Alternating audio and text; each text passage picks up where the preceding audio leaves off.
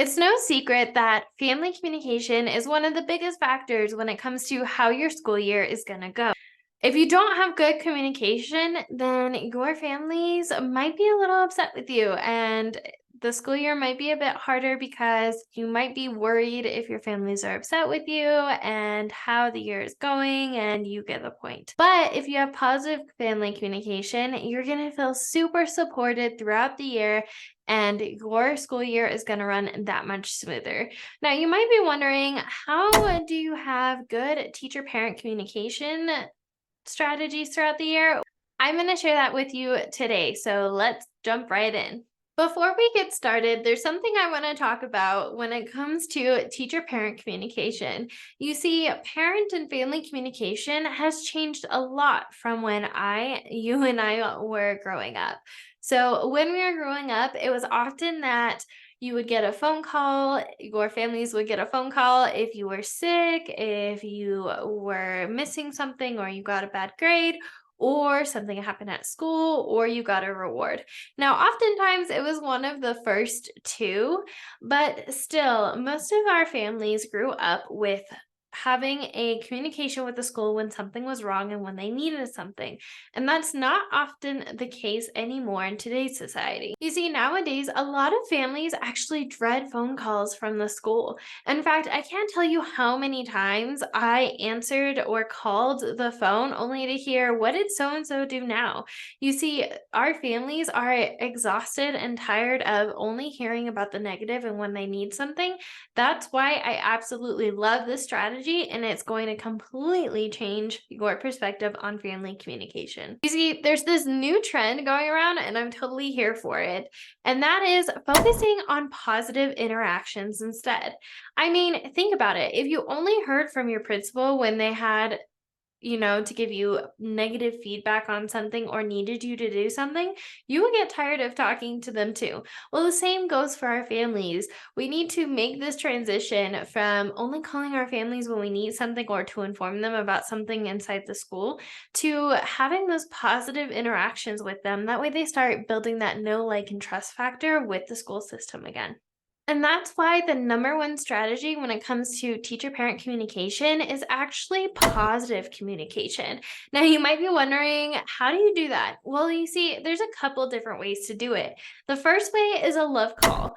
So, this is where you make a call in the middle of class and you point out something positive about a student right in front of their friends. In fact, I love this strategy so much. I have to give credit where credit's due. This is actually from Miss May over on One Vibe Teaching. You guys know I adore her, so definitely go follow her. But I first heard about this strategy from her, and I love recognizing a student in the middle of class. And I've had families nearly cry when I called them about something positive that happened in school. And it really helped my classroom management and my student to teacher interaction. Now, when the school year starts, I try to do a love call within the first week. I try to make sure everybody gets a love call within the first week. And if you're feeling a little nervous, try this script. So pretend that so and so went above and beyond when it came to learning the procedure how to line up. So maybe you ask the student, "Would you like to do a love call?" And they say yes. And then you're going to pick up the phone, call them. Hopefully, you have a binder with family communication nearby. And here's what you could say: "Good morning, Miss or Mr. So and so. This is," insert your name, "Miss Haynes.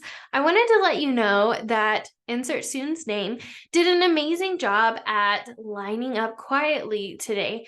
And I actually have them here with me. Would you like to talk to them?" And then you'd hand the phone to them and they get to talk to their families at school. Now, this is absolutely wonderful because it completely changes the dynamic that and the relation that families have with the school. And I love it. So, and I've gotten a lot of positive feedback from families. So, if you haven't done this yet, I highly recommend you try it out.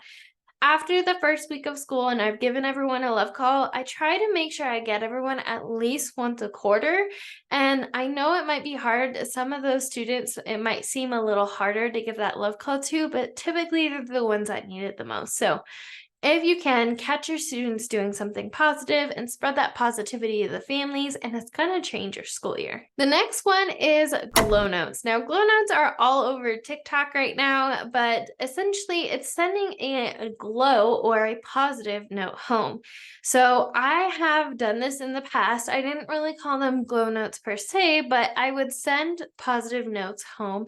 And one family went as far as to actually frame my love notes home or my glow notes home, which I really, really appreciated. But if you have the time, I highly recommend a glow note goes a long way too. My first choice would probably be a love call, but this is a close second because your students can keep it forever and it really makes them feel proud and it helps build that positive relationship at home too.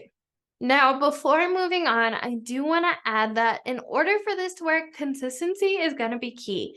You're going to want to call within the first couple weeks or send a positive note home within the first couple weeks, and then try to do it several times throughout the school year. Like I said, I try to do it about once a quarter, or you can do more, but set a realistic goal for you on something that's going to feel good for you. And then the more you fill your families with positivity, the more likely they are to work with you later when something comes up. It also shows that you are all on the same team and you're here to support the well-being of your child and you have their best interest at heart. That's all I have for today when it comes to positive communication with parents and teachers. I really hope you found this helpful.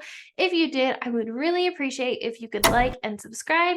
And if you are a new elementary teacher who has some questions that weren't answered here about being a new elementary teacher, I want you to go download the new elementary teacher guide where I walk through the top 10 questions most new elementary teachers have and my top 10 answers to those questions. Until next time, teacher bestie, remember we are stronger together and I'll see you next time. Bye.